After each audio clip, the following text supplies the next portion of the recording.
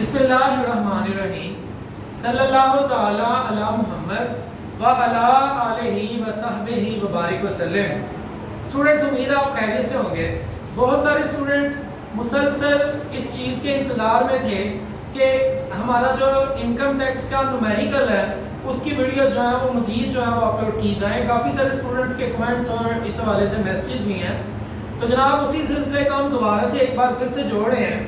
हम 11 लेक्चर्स जो है वो ऑलरेडी रिकॉर्ड कर चुके हैं उस इनकम टैक्स के न्यूमेरिकल के लिए जो आपका फाइनल 2023 में, और अल्लाह ना करे किसी की सैपली आ जाए 2023 के एनुअल के बाद, तो उसके लिए भी यही वाला जो है रूल्स एप्लीकेबल होंगे।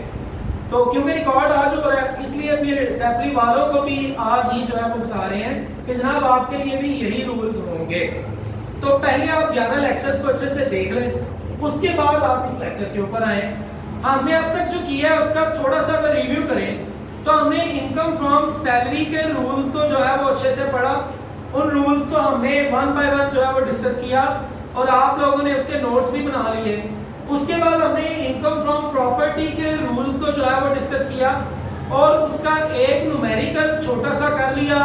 आज इनकम फ्रॉम प्रॉपर्टी के रूल्स को यूज करते हुए एक छोटा सा मजीद न्यूमेरिकल हम करने जा रहे हैं। इसके बाद इंशाल्लाह आने वाली जो वीडियो होगी उसमें हम इनकम फ्रॉम बिजनेस जो है उसको डिस्कस करेंगे।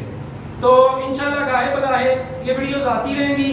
बिफोर एग्जाम आपका ये न्यूमेरिकल का जो फॉर्मेट है, ये रूल्स ये कंप्लीट हो चुके होंगे और इसकी कुछ ना कुछ हम प्रैक्टिस भी कर चुके होंगे। बहुत ज़रूरी है कि आपको ये रूल्स जो है वो आपके फिंगर टिप्स के ऊपर याद हो। अगर ये कहा जाए कि ये जस्ट ग्लैमराइजेशन है, रट्टा है, तो ये गलत नहीं है, ऐसा ही है। ये रूल्स आपको आते होंगे तो आप पेपर में जो है वो न्यूमेरिकल कर सकेंगे। ये रूल्स नहीं आते होंगे तो आप पेपर में न्यूमेरिकल नहीं कर सकेंगे। इसलिए रोजाना जो है वो आप अपना एक टाइम रखें जिस पे आप इनकम फ्रॉम सैलरी के बेसिक सैलरी वाले पॉइंट से लेके तो एंड तक तमाम जो रूल्स हैं रोजाना की बुनियाद पे याद करें जब तक आपके पेपर नहीं हो जाते, इसमें गैप ना आए। तो बहरहाल आप ज्यादा सियाने इस हवाले से मूव करते हैं अपने क्वेश्चन पे कि जनाब हमारे पास इनकम फ्रॉम प्रॉपर्टी का सेक्शन है। हमने सबसे पहले यहाँ देखना है कि कौन कौन सी हमारी चीज जो इनकम फ्रॉम प्रॉपर्टी का हिस्सा बनेगी। तो मेरा बेटा जो रेंट रिसीव्ड है ये हमारा इनकम फ्रॉम प्रॉपर्टी है। उसके बाद token money received as forfeited deposit, ये भी हमारा इनकम फ्रॉम प्रॉपर्टी का हिस्सा है। अब मुझे कैसे पता हिस्सा है? क्योंकि मुझे कुछ रूल्स जो है वो जहन नशीन है कि जनाब ये वाला इनकम फ्रॉम प्रॉपर्टी है कि नहीं है। तो उसके लिए आप प्रीवियस लेक्चर देखें, गालिबन लेक्चर नंबर 10 है और 9 भी है शायद, तो आप इनको देखें जहां इनकम फ्रॉम प्रॉपर्टी की बात की गई है। तो आपको वो रूल्स जब आते होंगे तो आपको भी पता चल चुका होगा कि इसमें से इनकम फ्रॉम प्रॉपर्टी हमारी कौन सी है। इसके बाद मेरा बेटा रिपेयर ऑफ प्रॉपर्टी, ये जो रिपेयर ऑफ प्रॉपर्टी है इसके रिलेटेड हमने एक रूल पढ़ा हुआ है कि रिपेयर अलाउंस जो है ना वो हमने 1/5 गालिबन लेना होता है रेंट चार्जेबल टू टैक्स का। तो हमने इसका 1/5 जो है ना वो रेंट चार्जेबल टू टैक्स जो हमारी अमाउंट आएगी ना उसका लेके तो इसको जो है वो माइनस करेंगे। ये अलाउएबल डिडक्शन है। सर ये अलाउएबल डिडक्शन क्या होती है? मेरे बेटा हम इस पे भी बात कर चुके थे कि जो हमारी इनकम फ्रॉम प्रॉपर्टी आती है ना उसमें से कुछ अमाउंट्स माइनस करने की इजाजत हमें हमारा इनकम टैक्स ऑर्डिनेंस जो है वो देता है। तो हमने उन चीजों को माइनस करना है अपनी इनकम फ्रॉम प्रॉपर्टी में से, उनको कहा जाता है अलाउएबल डिडक्शन। तो ये जो रिपेयर ऑफ प्रॉपर्टी है ये अलाउएबल डिडक्शन है, इसको हम माइनस करेंगे। लेकिन इसका रूल जो है वो है 1/5 ऑफ, यहाँ जो भी अमाउंट लिखी होगी हम उसको नहीं लेंगे, हम लेंगे 1/5 of rent chargeable to tax. अभी आएगा वो देखिएगा। उसके बाद में बेटा fee paid to legal adviser relating to property matter, ये भी हमारी जो है वो अलाउएबल डिडक्शन है। इसको भी हम जनाब माइनस करेंगे इनकम फ्रॉम प्रॉपर्टी में से, रेंट चार्जेबल टू टैक्स में से। उसके बाद है fee paid to legal adviser relating to another property, किसी और प्रॉपर्टी का हमने कोई थोड़ा बहुत खर्चा किया है तो वो वाला अलाउएबल डिडक्शन नहीं है। क्यों नहीं है? क्योंकि ये किसी और प्रॉपर्टी का है, ये इस प्रॉपर्टी का नहीं है, लिहाजा इसको हम छोड़ देंगे, कोई ट्रीटमेंट इसकी नहीं होगी।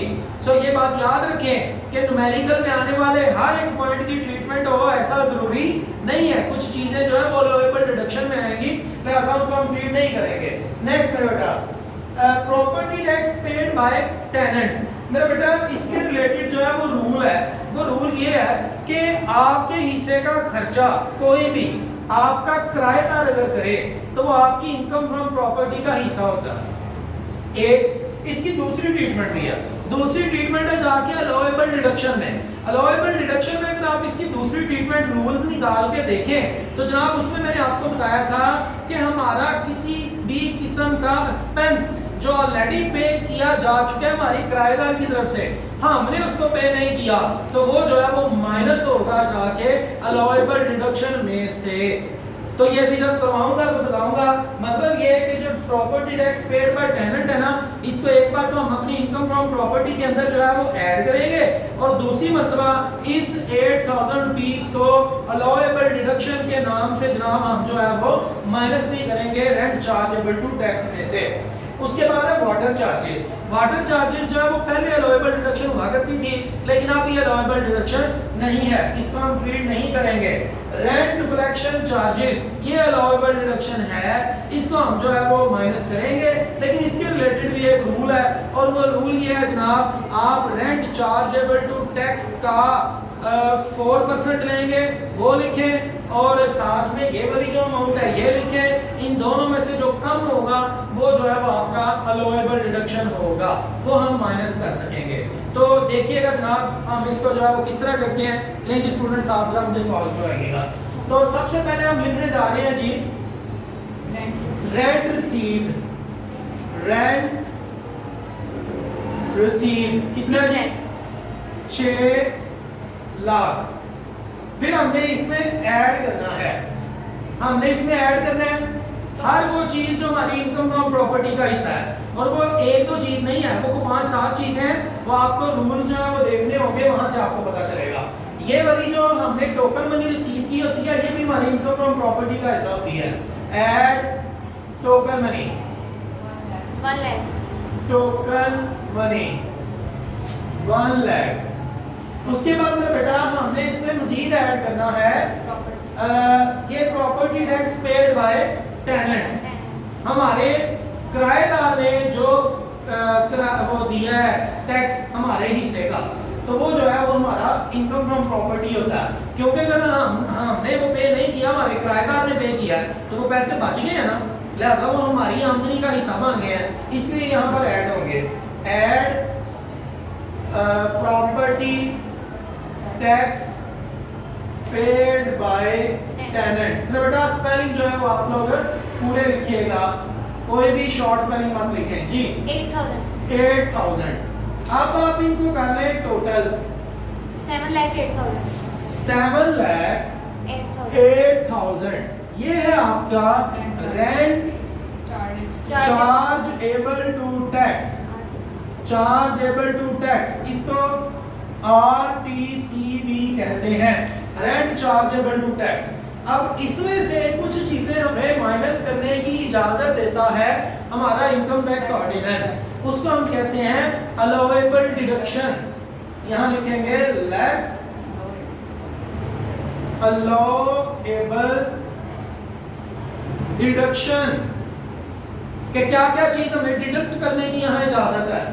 तो क्या क्या चीज डिडक्ट करने की इजाजत है जी, हम पूरे सवाल में ये डिस्कस कर चुके हैं। पहली repair allowance. Repair allowance. Repair allowance.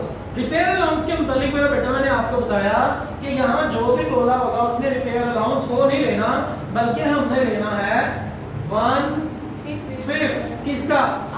Rent chargeable to tax का, और वो है 7 लाख 8,000। क्या जवाब आ गया? 1,41,600। 1,41,600।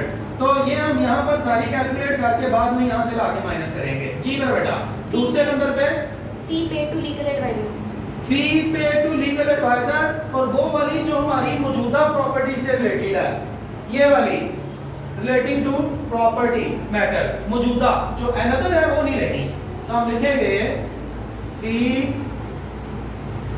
पेड टू लीगल एडवाइजर जी मेरा बेटा 12,000। 12,000 ये एज इट इज आ जाएगी, इसका कोई भी रूल नहीं है। उसके बाद तीसरे नंबर पे हमारे पास जो चीज आएगी वो क्या है? Rent collection charge. Rent collection charges. हमने रेंट कलेक्ट करने के ऊपर हमारी प्रॉपर्टी एक से ज्यादा होगी तो हमने एक बंदा रखा होगा कि जाओ जाके किराया लेके आया करो, तो वो जो बंदा किराया लेके आता है उसको हम सैलरी देते हैं, तो ये वो वाला खर्चा है आपका। तो इसको हम माइनस करेंगे रेंट चार्जेबल टू टैक्स के रेंट कलेक्शन चार्जेस के नाम से। रेंट कलेक्शन चार्जेस कितने हैं जी? 50,000 नहीं, इसकी जो है वो हमने लिखना है, पहला ये है कि ये 50,000 है और दूसरा हमने ये लेना है आरसीटी का और रेंट चार्जेबल टू टैक्स जो कि कितना है? 4%। रेंट चार्जेबल टू टैक्स है 7,08,000। 8,000। इसका कितने percent? 4%। 4%। whichever is less, whichever is less, दो रकमें हैं, एक ये 50,000 है और एक 4% है 7,08,000 का, तो इन दोनों में से जो कम अमाउंट होगी वो हम यहाँ से माइनस करेंगे ये अलाउएबल डिडक्शन के नाम से। तो क्या आती है? 28,320। वो जनाब आती है 28,320। तो आप देखिए एक 50,000 है और एक 28,320 है, तो ये वाली कम है तो ये वाली जो है ना वो माइनस होगी 28,320। और चौथी चीज जनाब यहाँ से माइनस होगी ये प्रॉपर्टी टैक्स जो पे किया हमारे टेनेंट ने, ये जनाब property tax paid by tenant, इसके लिए रूल हमने पढ़ा हुआ है वो तमाम अखराजात जो पे करने थे लेकिन हमने पे नहीं किए, हमें फायदा हुआ है किसी और ने पे कर दिए, हमारे किराएदार ने पे कर दिए, पैसे बच गए, तो वो वाले एक बार तो यहाँ पर ट्रीट होते हैं इनकम के तौर पे और दूसरी बार यहाँ अलाउएबल डिडक्शन में से माइनस हो जाएंगे।